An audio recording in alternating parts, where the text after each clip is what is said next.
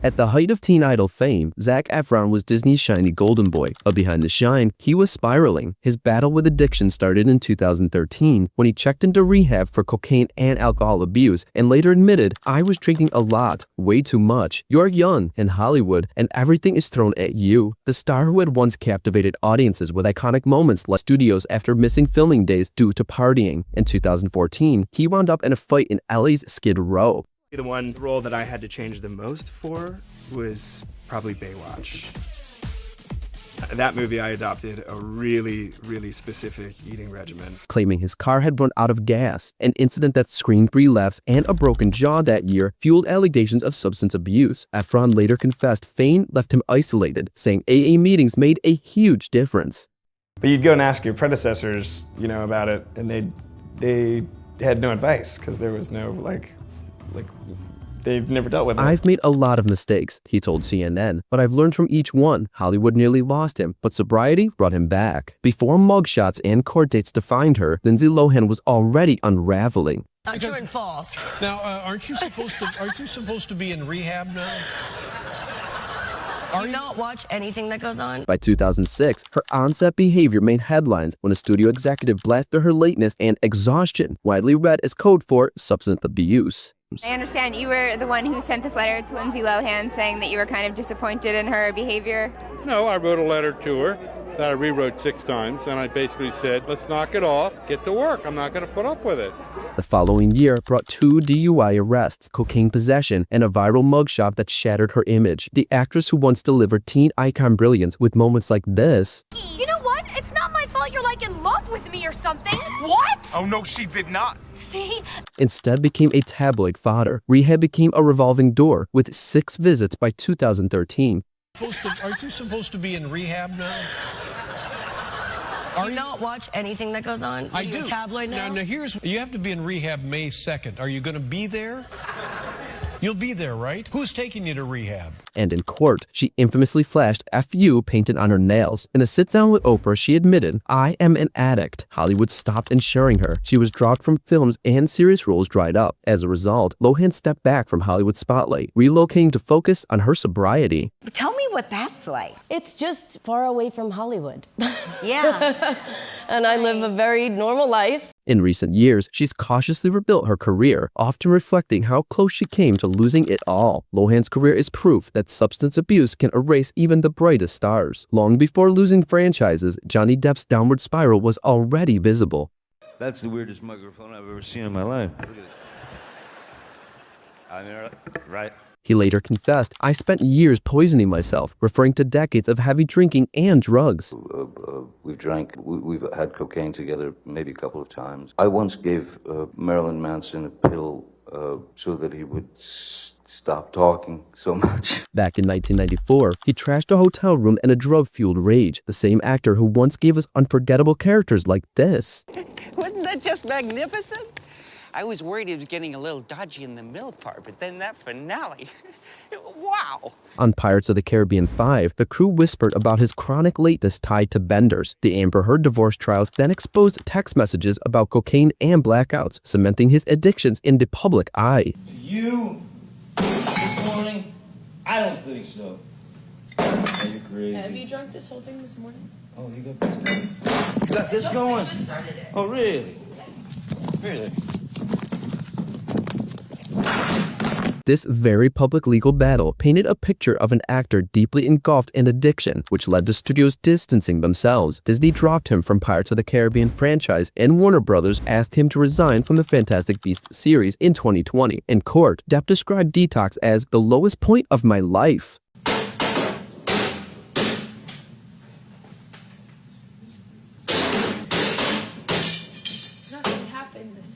Once untouchable, Depp became a cautionary tale, a superstar undone by the very vices he once romanticized. Before Marvel, Robert Downey Jr. was unraveling so hard it made headlines. First of all, my dirty secret is I'm not actually all that good. He later admitted drugs had gripped him since childhood, recalling that his father gave him marijuana at age 6. So we thought it was cute to let him smoke it and all that. It was an idiot move on our parts, a lot of us, to share that with our children. I'm just happy he's here. By the 90s, arrests piled up, cocaine, heroin, even breaking into a neighbor's home and passing out in their child's bed. In court, he confessed, "It's like I have a shotgun in my mouth and I've got my finger on the trigger and I like the taste of the gunmetal." The tragic irony? The same actor who took our breath away over here. It's an imperfect world, but it's the only one we've got. I guarantee you the day weapons are no longer needed to keep the peace, I'll start making bricks and beams for baby hospitals. Was close to breathing his last breath too. Robert got fired from Ally McBeal, jailed, and was deemed uninsurable. As a result, his career collapsed. But in all honesty, I never thought I'd see you again. I just thought, here's a lost human being. Glad I'm sitting here and I wasn't part of the monologue. Later, Downey joked, "I'm allergic to alcohol. I break out in handcuffs." Sobriety placed him back on track, and Iron Man became his redemption. For Tony, it was the snap, but for Robert, staying alive was the ultimate plot twist. Russell Brand's addiction was obvious long before Hollywood embraced him. I feel most at ease when I'm in when I'm among other drug addicts and alcoholics. I feel a tremendous sense of ease and acceptance. He later admitted he was a proper junkie, addicted to heroin, crack, alcohol, and joked that he was always either on my way to a crack den or coming from one. The addiction cost him several jobs. Most notably, he was fired from his MTV VJ job after he showed up to work the day after 9/11 dressed as Osama bin Laden while on drugs. First of all, wait, you got fired from MTV, right? You were the first person that got fired, I think, from MTV. I made some unusual decisions. They included dressing in an inappropriate way on September the 11th. Now, before I talk about this, remember, I was on crack and heroin, Chelsea. Yet, this was the same man who could light up a screen with comedic energy, delivering moments such as, Excuse me, missus, I've lost a shoe, like this one, it's like this one's fellow, the exact opposite, in fact, of that.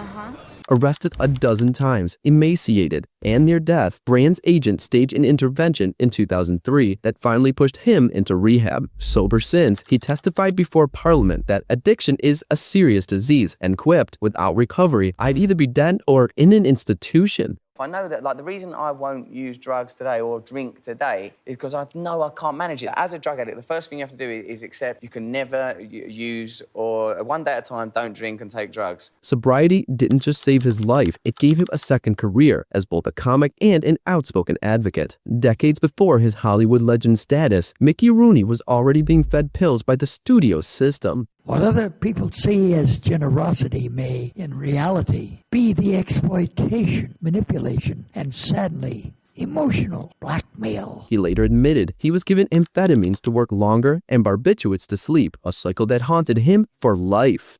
But even with all those things to keep him busy, Mickey was restless. He was hyper. He still is. He can't sit still a minute. You just couldn't hold him down. If he wasn't singing, he was dancing. If he wasn't dancing and singing, he was writing. If he wasn't writing, he was playing the piano. Wasn't playing the piano, he was writing music. Or playing the drums. I don't name it. Post-war, he began drinking heavily as his days as a leading man faded, and by the 1950s, he was known for his alcohol binges, and he'd show up on set intoxicated or not at all, undermining his reputation. Sadly, the actor who once charmed America in moments like this. You're right, Mary.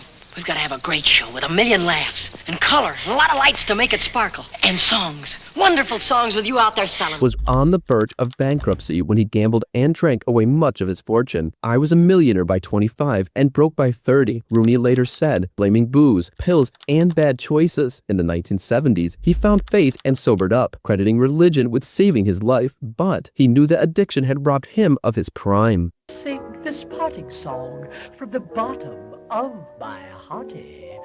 Good morning. A legend haunted by what life could have been without substance abuse. Before his tragic death at 28, Heath Ledger's struggles were already evident. Kind of push yourself and dare to be bad, I guess. Don't be afraid to fail. And in fact, I've failed many times. But Ledger's iconic role as the Joker in The Dark Knight apparently took a known toll on him. You want to know how I got these scars? He turns to me and he says, "Why so serious?"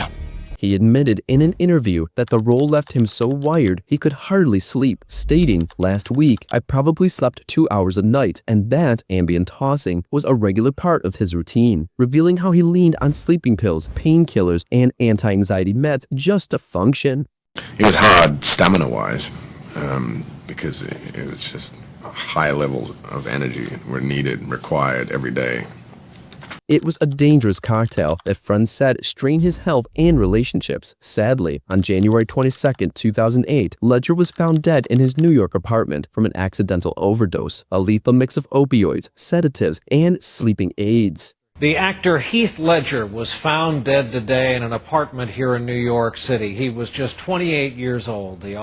Unlike others ruined by cocaine or heroin, Ledger's addiction was quieter, but no less deadly. His posthumous Oscar win for The Dark Knight only deepened the tragedy, proof that even prescription drugs, when misused, can destroy brilliance in its prime. Phillip Seymour Hoffman's relapse was hiding in plain sight. This is what Bennett Miller says about you. He works himself into a state of crisis and distress, worrying that people are going to know he's a fraud and that his career is over. Hoffman's struggles with drugs and alcohol began by age 22. He said in one interview, "I was gonna die if I kept going like that," and it scared him enough that he checked into rehab. There's things I want to do, there's things I want to do, and I'm not going to do them. If I keep doing this, it's not going to happen. This stark realization helped him get clean, allowing his career to take off. But after 23 years sober, he admitted he'd slipped, first with painkillers, then heroin. I had been trying oddly on and off for a couple of years to see if I could just kind of stop, and it just got to the point where that wasn't going to happen. I wasn't going to be able to do it on my own kind of thing. He told friends he was fighting cravings and rehab stays couldn't keep him clean. Tragically, the same actor who once gave us powerhouse performances such as Make everything about that. What kind of dress is she going to wear? Floggings. What's the cake going to look like? Executions. Who's going to be there? Fear. Blanket coverage. Shove. Was found dead in his apartment with a syringe in his arm and dozens of heroin bags nearby. In interviews years earlier, he had warned, addiction is always there, waiting, almost predicting his own end. Once celebrated as one of the greatest actors of his generation, Hoffman's death became a grim reminder that addiction never fully lets go. Sobriety is a daily struggle. Time's up. Thanks for watching. If you enjoyed this video from my fun, lighthearted channel, Hollywood Body Count, I'd love a cheeky like, subscribe, and comment. No pressure, no sweat, your call.